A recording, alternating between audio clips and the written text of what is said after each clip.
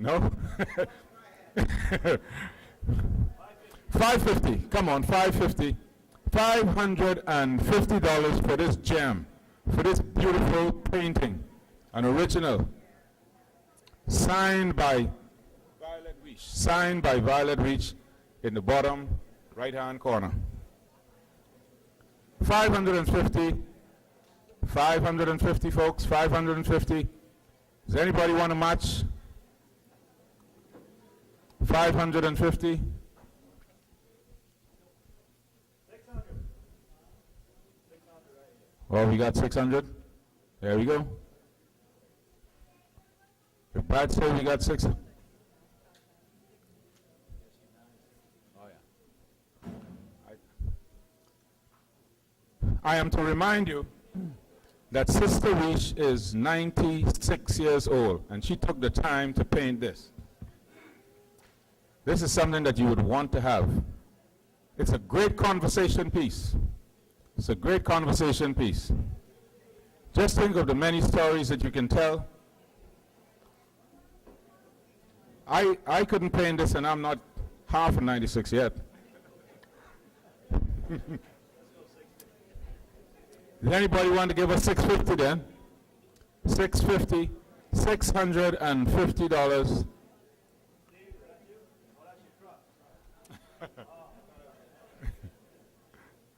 $650.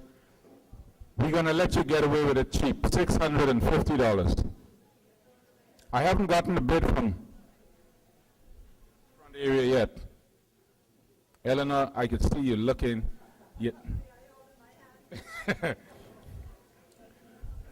Steve, your wife's looking at this, and her tongue is dropping out her mouth. Look here. How close is the anniversary? Just think you could be in the good books between now and October, my friend. You know? 650 once, well, 600 going once, and I'm still looking for a hand. 600 going twice. 650.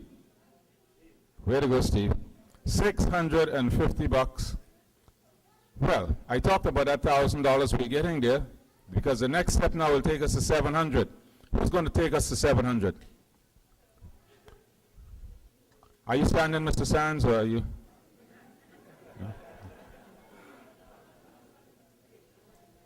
$700, $700, folks. Don't make me labor over this too much. I'm not good at labor pain.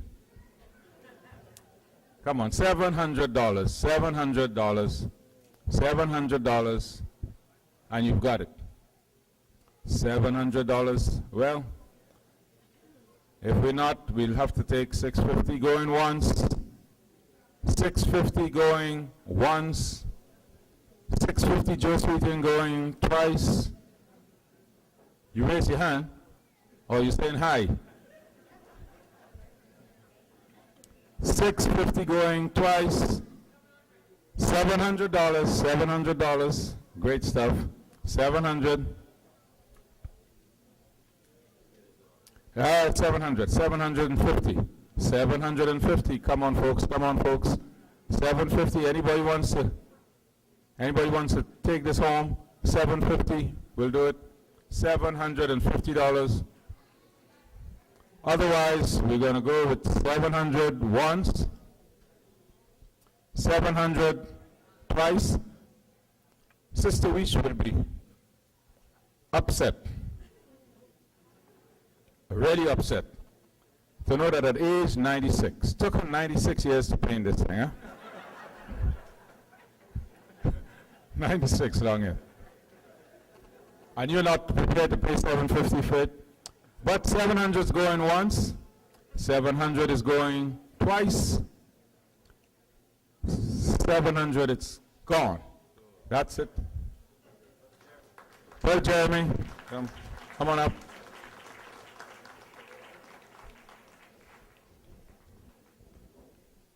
Thank you, Brother Clem. Well, that's a good way to make a little bit of money. And of course, that'll go to help hurting people as well. Our next special guest is all the way from the other side of the pond. You ever heard of Abaco? Brother Jerry, you've been there before? We have some special guests from Abaco, and we want to this time get an update. Also, Erica's down front here. Erica, would you stand? She's one of our counselors at the Christian Counseling Center in Abaco.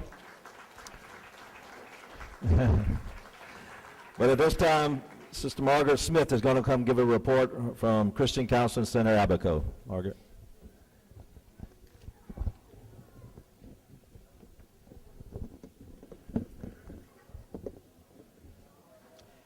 Good evening. That's better? Yeah, let me just make mention, if you haven't gotten dessert, they're in the back. You can help yourself to all the desserts in the back. Thank you. I remember when I was in Sunday school with Sister Vivian as my Sunday school teacher. Who remembers Sister Vivian? I remember she would just talk about how good God was. And we would look at her. I was young, and she looked so old. And she had so many memories. And here tonight, I'm one of those people who's feeling kind of old. When I'm thinking 25 years ago, when the counseling center began, and I had just come back from England, and it had already started. And I learned, and I didn't know, that the Bahamas was in a big crisis, a drug crisis. And the counseling center began at that time with Dr. David Allen as a big part of it, but it was born in the heart of Pastor Russell. And I remember what a glorious time it was of being a help to this country and to this island of Nassau. Unlike the Christian Counseling Center in Nassau, the Christian Counseling Center in Abaco started very differently. It didn't start as a response to the drug crisis, but it started because teachers and pastors and many people begged Pastor Arnett, please come and help us. But at that time, when the Christian Counseling Center started 21 years ago, it didn't have the kind of support that Christian Counseling Center Nassau had. It didn't have that church like Calvary Bible Church that adopted it and looked after it and encouraged it. And today, the Christian Counseling Center in Abaco is, I believe, moving from strength to strength. It started with the lone counselor in the office, Miss Erica Lowe, who did a fabulous work there. And if you talk to so many people in Abaco, they talk very highly of Miss Erica Lowe. She was there. And I met people who said, Erica helped my daughter, and Erica helped my son. And just a year ago, I joined Erica in Abaco. And we got along very well, and we're pretty tight, wouldn't you say? And together, we are working in Abaco to bring help to hurting people. I think that Abaco is a very special place. It's a unique place. And I don't know if y'all know anything about America politics, but they say that, they tell me, I heard some Abaconians say, well, you know, we are the Texas of the Bahamas. We like to do things big. Abaco is not a place that just waits for the government and anybody else to come in and do things. If things need to get done, then they go ahead and do it. There's a lot of churches in Abaco, over 100 of them. And we have been working and struggling to get the churches of Abaco to really value the work of the Christian Counseling Center. And I think we've made a start, because just this last month, we have began or started an advisory and fundraising board made up of Abaconian Christian leaders. And I am excited that now that we've got those men on the board, that we will have more of a vested interest in Abaco, and then we will be more self-sustaining. As you know, the Christian Counseling Center is a nonprofit, and we're always struggling for finances. After I was in Abaco, Dr. David Allen began his practice in our center. He's been a wonderful asset to us. And one of the things he encouraged Erica and I with, he said, you know, keep on struggling on. You know, it takes 4 years to build a center. And when Erica heard that, she said, finally, somebody understands that what a struggle it can be. And I am so excited that Dr. Allen is there. He has done a marvelous job in just getting people together.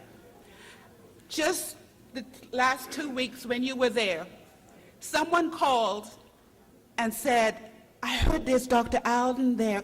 I need to see him. And she came in.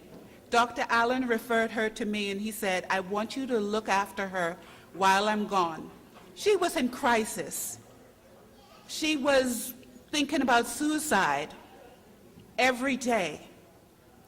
And it was a delight to start working with this young woman and to see her begin to have hope. She referred another friend of hers, and I've seen this friend 2 times. That same day, Dr. Allen, after you left, somebody called, can I see Dr. Allen? And I said, well, he's gone, but tell me about what's going on. She says, well, I need to see him because I'm in bad shape. And I talked to this young lady. I said, you need to come and see me because Dr. Allen is not here, but you are in crisis. And this lady was also suicidal. The Christian Counseling Center is there, and I am so glad that the Counseling Center is there. Dr. David Allen is there because people are hurting, and we are there to help them. And I think now that for some reason it's starting to happen, I think more than before is like we struggle in trying to get that kind of recognition that we needed in that community. And I do believe that we're on the verge now. And I'm really excited about what God is doing. The kinds of cases we have, like I said, suicide. And we know that suicide is rising in Abaco, and it's rising in the Bahamas. We have family issues, marital issues, AIDS, we have depression, we have bipolar, we have anxiety, we have ADHD. We have a plethora of problems that Erica and I deal with on a daily basis. And one of the important things that we are excited about is the parenting group. We have started a parenting course called Parenting with Purpose.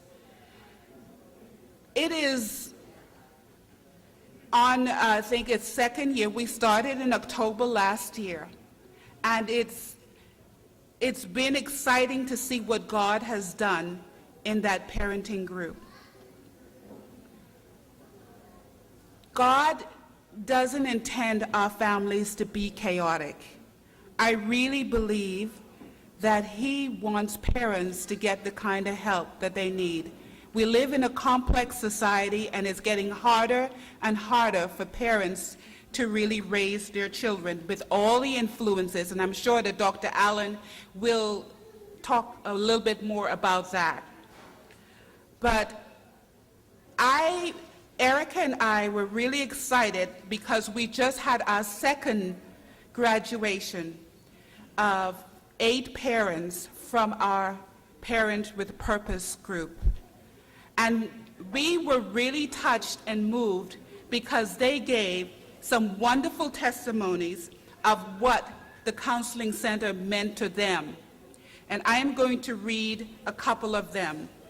And this is given by a man, a male parent who was in our group. And this is what he said on Tuesday night at our graduation. He said, "I learned of my son's in-house suspension and prior detentions in school.